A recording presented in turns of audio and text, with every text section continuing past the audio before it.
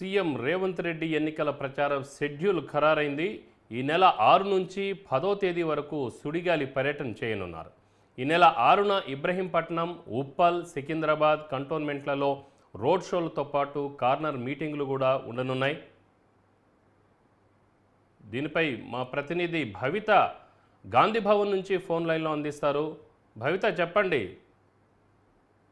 ఏదైతే తెలంగాణలో ఎన్నికల వేడి మరింత హీట్ ఎక్కింది అని చెప్పుకోవాలి. అయితే రానున్న అంటే కేవలం వారం రోజులే మిగిలిపోయింది ఎన్నికలకు సంబంధించిన ప్రచార షెడ్యూల్కి సంబంధించినటువంటి అంశానికి సంబంధించి కూడా. అయితే ఈ నెల 13న పోలింగ్ ఉన్న నేపథ్యంలో 11 వరకే చివరి ప్రచార తేదీ కావడంతో ఇక్కడ ఎవరికి వాళ్ళ యొక్క ప్రచారాన్ని స్పీడప్ పెంచారని చెప్పేసి మనం చెప్పుకోవచ్చు. ఇప్పటికే గత కొన్ని రోజులుగా కూడా PCC chief CM Revanth Reddy కూడా ప్రచారంలో హోరెత్తిస్తున్నారు. ఒక్కొక్క నియోజకవర్గానికి సంబంధించి ఇప్పటికీ 3 నుంచి 4 సార్లు ఆ నియోజకవర్గాలను తిరుగుతూ అక్కడ ప్రచార కార్యక్రమంలో పాల్గొంటూ అక్కడ సభలు సమావేశాలు నిర్వహిస్తున్నారు. ఇప్పటికే దాదాపుగా ఉన్నటువంటి 17 పార్లమెంట్ నియోజకవర్గాలకు సంబంధించి ఒక్కొక్క నియోజకవర్గం 2 నుంచి 3 సార్లు కూడా అక్కడ వెళ్ళిన పరిస్థితి మనం చూస్తున్నాం. అయితే ఈ నేపథ్యంలో 11 తారీఖు వరకే ప్రచార పర్వం కొనసాగనున్న నేపథ్యంలో ఈ రోజు నుంచి వాళ్ళ యొక్క షెడ్యూల్ మరింత బిజీ అయిందని చెప్పుకోవాలి. అయితే కేవలం వారం రోజులు ఉన్న నేపథ్యంలో ఇటు రాష్ట్ర స్థాయి నాయకులతో పాటు జాతీయ స్థాయి నాయకులను కూడా ఇక్కడ ప్రచార రంగంలోకి దింపాలని చెప్పేసి ఇప్పటికే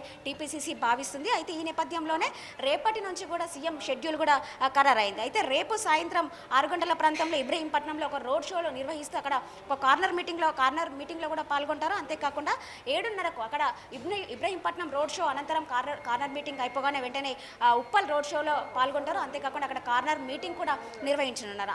అదే రోజు రేపే సికింద్రాబాద్ పార్లమెంట్కి సంబంధించి కంటోన్మెంట్ కార్నర్ మీటింగ్లో కూడా పాల్గొంటారు. తర్వాత 7న 11 AM అంటే 11 గంటల ప్రాంతంలో నర్సాపూర్ జన జాతర సభలో పాల్గొంటారు. 6 గంటల ప్రాంతంలో వరంగల్ ఈస్ట్ మరియు అదే రోజు 8 గంటల ప్రాంతంలో వరంగల్ వెస్ట్ రోడ్ షో కూడా కార్నర్ మీటింగ్లో పాల్గొంటారన్నట్టుగా తెలుస్తుంది. ఇక 8న ఆర్మూర్ నిజామాబాద్తో పాటు 9న రాహుల్ గాంధీ మరోసారి రాష్ట్రానికి రాబోతున్నారు. 10న ప్రియాంక గాంధీ రాష్ట్రానికి రాబోతున్నారు. ఈ రోజు కూడా రాహుల్ గాంధీ రాష్ట్రానికి రాబోతున్నారు.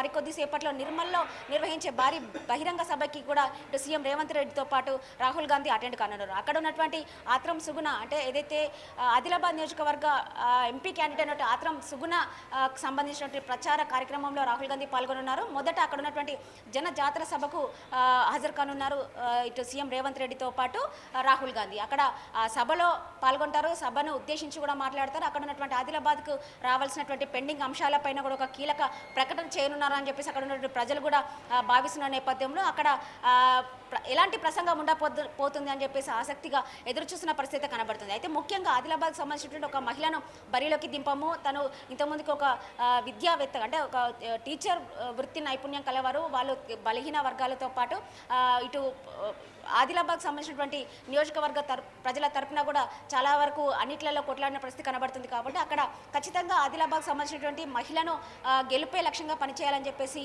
వాళ్ళు భావిస్తున్న నేపథ్యంలో ఇప్పటికీ గతంలో ఎన్నడూ లేని విధంగా ఈసారి ఆదిలాబాద్కి ఇప్పటికీ 3 సార్లు బహిరంగ సభలలో సీఎం రేవంత్ రెడ్డి పాల్గొన్నాడు. ఇది 4వ రోజు కాబోతుంది. అంటే గత ఎన్నికలకు సంబంధించిన ప్రచార పర్వాలు మొదలుపెట్టినప్పటి నుంచి కూడా సీఎం రేవంత్ రెడ్డి ఆ నియోజకవర్గానికి సంబంధించినటువంటి అభ్యర్థి తరపున మాట్లాడడం ఇది 4వసారి కానుంది. అయితే ఈ నేపథ్యంలో ఇప్పటికే రాహుల్ గాంధీ షెడ్యూల్ కూడా ఫిక్స్ కావడము, అక్కడ జనజాతర సభ కంప్లీట్ అయినంత అనంతరము నాగర్ కర్నూలుకి సంబంధించిన మల్లు రవి అభ్యర్థి తరపున గద్వాల్లో ఉన్నటువంటి ఆలంపూర్ నియోజకవర్గంలో ఒక ఎర్రవెల్లి సభ ద్వారా కూడా మరొకసారి అక్కడ మీటింగ్లో జనజాతర సభలో పాల్గొనబోతున్నారు.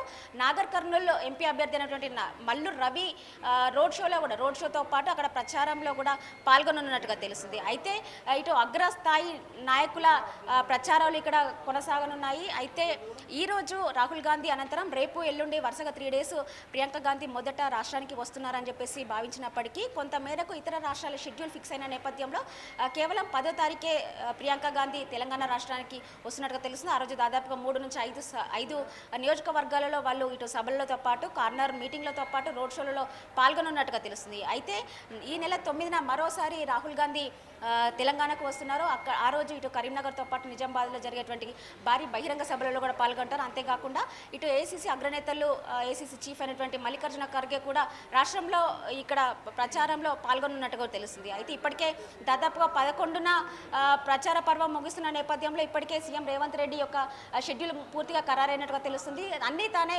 ఒంటి చేతితో ఇప్పటికే ప్రచార పర్వం అయితే కొనసాగిస్తున్నారు. ఒక్కొక్క నియోజకవర్గానికి 3 సార్లు ఇప్పటికే వెళ్ళి ప్రచారం నిర్వహించారు. ఖచ్చితంగా ఏదైతే అసెంబ్లీ ఎన్నికలు కేవలం మేము సెమీఫైనల్గా భావిస్తున్నామని చెప్పేసి వాళ్ళు చెప్తున్న పరిస్థితి కనబడుతుంది. ఈసారి ఖచ్చితంగా మోడీతో మనం ఢీ కొట్టాలని చెప్పేసి ఇప్పటికే జనాల మధ్యకి వాళ్ళు ఇచ్చినటువంటి 6 గ్యారంటీల హామీలతో పాటు ఇటు పాంచ్ న్యాయ్ అన్నిటిని కూడా గడప గడపకు తీసుకెళ్తూ ఉన్నటువంటి అసెంబ్లీ ఎన్నికల ఫలితాలు కావచ్చు, వాళ్ళు 100 డేస్ పాలన రెఫరెండంగా భావించి ఆ ప్రచారాన్ని కొనసాగిస్తున్నారని అయితే మనం చెప్పుకోవచ్చు. రైట్ భాయ్.